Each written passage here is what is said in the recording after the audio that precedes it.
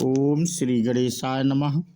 मित्रों, आज इस वीडियो के माध्यम से हम बात करेंगे श्री रामचरितमानस बाल कांड से। ये प्रसंग लिया है मित्रों, और इस कांड से हम भाग 60 आप लोगों से साझा कर चुके हैं और आज भाग 61 साझा करेंगे। तो बिना देरी के मित्रों, आज की कथा हम प्रारंभ करते हैं। कौशल्यादि नारी प्रिय सब आचरण पुनीत, पति अनुकूल प्रेम दृढ़ हरिपद कमल बिनीत। उनकी कौशल्या आदि प्रिय रानियां सभी पवित्र आचरण वाली थीं। वे बड़ी विनीत और पति के अनुकूल चलने वाली थीं और श्री हरि के चरण कमलों में उनका दृढ़ प्रेम था। एक बार राजा के मन में बड़ी ग्लानि हुई कि मेरे पुत्र नहीं हैं। राजा तुरंत ही गुरु के घर गए और चरणों में प्रणाम कर बहुत विनय की। राजा ने अपना सारा दुख सुख गुरु को सुनाया। गुरु वशिष्ठ जी ने उन्हें बहुत प्रकार से समझाया और कहा, धीरज धरो, तुम्हारे 4 पुत्र होंगे जो तीनों लोकों में प्रसिद्ध और भक्तों के भय को हरने वाले होंगे। वशिष्ठ जी ने श्रृंगी ऋषि को बुलवाया और उनसे शुभ पुत्र कामेष्ट यज्ञ कराया। मुनि के भक्ति सहित आहुतियां देने पर अग्निदेव हाथ में चरु हविष्य खान खीर लिए प्रकट हो गए और दशरथ बोले, वशिष्ठ ने हृदय में जो कुछ विचारा था तुम्हारा वह सब काम सिद्ध हो गया। हे राजन, अब तुम जाकर इस हविष्यान पायस को जिसको जैसा उचित हो वैसा भाग बनाकर बांट दो। तब अदृश्य भय पावक सकल सभहि समुझाई, परमानंद मगन नृप हरस न हृदय समाई। तदंतर अग्निदेव सारी सभा को समझाकर अंतर ध्यान हो गए। राजा परमानंद में मग्न हो गए। उनके हृदय में हर्ष समाता न था। उसी समय राजा ने अपनी प्यारी पत्नियों को बुलाया। कौशल्या आदि सब रानियां वहां चली आईं। राजा ने पायस का आधा भाग कौशल्या को दिया और शेष आधे के 2 भाग किए। वह उनमें से एक भाग राजा ने कैकेयी को दिया। शेष जो बच रहा उसके फिर 2 भाग हुए और राजा ने उनको कौशल्या और कैकेयी के हाथ पर रखकर अर्थात उनकी अनुमति लेकर और इस प्रकार उनका मन प्रसन्न करके सुमित्रा को दिया। इस प्रकार सभी स्त्रियां गर्भवती हुईं। वे हृदय में बहुत हर्षित हुईं। उन्हें बड़ा सुख मिला।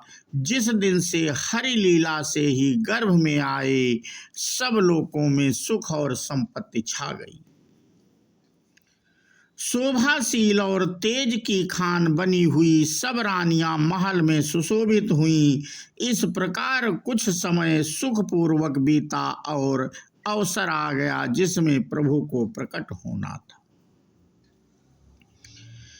जोग लगन ग्रह बार तिथि सकल भय अनुकूल, चर अरु अचर हर्ष जुत राम जनक सुख मूल।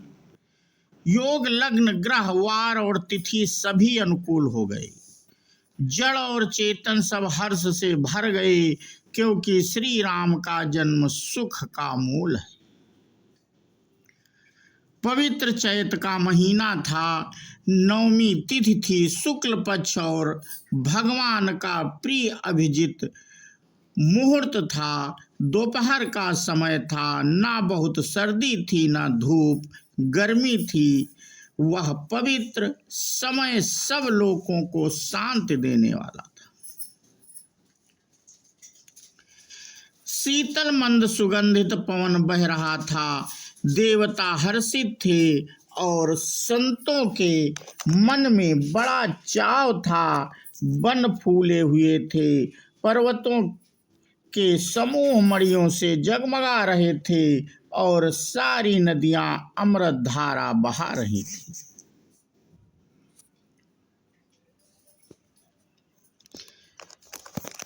जब ब्रह्मा जी ने वह भगवान के प्रकट होने का अवसर जाना, तब उनके समेत सारे देवता विमान सजाकर चले। निर्मल आकाश देवताओं के समूह से भर गया। गंधर्वों के दल गुणों का गान करने लगे और सुंदर अंजलियों में सजा सजा कर पुष्प बरसाने लगे। आकाश में घमासान नगाड़े बजने लगे। नाग मुनि और देवता स्तुति करने लगे और वह बहुत प्रकार से अपनी अपनी सेवा उपहार भेंट करने लगे। सुर समूह विनती करी पहुँचे निज निज धाम। जग निवास प्रभु प्रकटे अखिल लोक विश्राम। बोलो श्यावर रामचंद्र की जय। देवताओं के समूह विनती करके अपने अपने लोक में जा पहुँचे। समस्त लोकों को शांति देने वाले जगदाधार प्रभु प्रकट हुए। भये प्रकट कृपाला दीन दयाला कौशल्या हितकारी। हर्षित महतारी मुनि मनहारी अद्भुत रूप विचारी। लोचन अभिरामा तनु घन श्यामा निज आयुध भुज चारी। भूषण बनमाला नयन विशाला शोभा सिंधु खरारी। दीनों पर दया करने वाले कौशल्या जी के हितकारी कृपालु प्रभु प्रकट हुए। मुनियों के मन को हरने वाले उनके अद्भुत रूप का विचार करके माता हर्ष से भर गईं। नेत्रों को आनंद देने वाला मेघ के समान श्याम शरीर था। चारों भुजाओं में अपने खास आयुध धारण किए हुए थे। दिव्य आभूषण और वनमाला पहने थे। बड़े बड़े नेत्र थे। इस प्रकार शोभा के समुद्र तथा खर राक्षस को मारने वाले भगवान प्रकट हुए। कहा दुई कर जोरी स्तुति तोरी कहीं विधि करऊं अनंता। माया गुण ज्ञानातीत अमाना वेद पुराण बनंता। करुणा सुख सागर सब गुण आगर जेहि गावहि श्रुति संता। सो मम हित लागी जन अनुरागी भयव प्रकट श्रीकंता। दोनों हाथ जोड़कर माता कहने लगी, हे अनंत, मैं किस प्रकार तुम्हारी स्तुति करूं। वेद और पुराण तुमको माया गुण और ज्ञान से परे और परिमाण रहित बतलाते हैं। श्रुतियां और संत जन दया और सुख का समुद्र सब गुणों का धाम कहकर जिनका गान गा करते हैं, वही भक्तों पर प्रेम करने वाले लक्ष्मीपति भगवान मेरे कल्याण के लिए प्रकट हुए। ब्रह्मांड निकाया निर्मित माया, रोम रोम प्रतिवेद कहीं। ममोर सोबासी यह उपवासी, सुनत धीर मति थिर न रहीं। उपजा जब ज्ञाना प्रभु मुस्काना, चरित बहुत विधि कीन्ही चाहीं। कही कथा सुहाई मात बुझाई, जेहि प्रकार सुत प्रेम लहई। वेद कहते हैं कि तुम्हारे प्रत्येक रोम में माया के रचे हुए अनेकों ब्रह्मांडों के समूह भरे हैं। वे तुम मेरे गर्भ में रहे इस हंसी की बात के सुनने पर धीर विवेकी पुरुषों की बुद्धि भी स्थिर नहीं रहती, विचलित हो जाती है। जब माता को ज्ञान उत्पन्न हुआ तब प्रभु मुस्कराए। वे बहुत प्रकार के चरित्र करना चाहते हैं, अतः उन्होंने पूर्व जन्म की सुंदर कथा कहकर माता को समझाया, जिससे उन्हें पुत्र का वात्सल्य प्रेम प्राप्त हो, भगवान के प्रति पुत्र भाव हो जाए। माता पुनि बोली सो मति डोली, तजहु तात यह रूपा, की जैसी सुलीला अति प्रिय शीला, यह सुख परम अनूपा। सुनी बचन सुजाना रोदन ठाना, होई बालक सुर भूपा।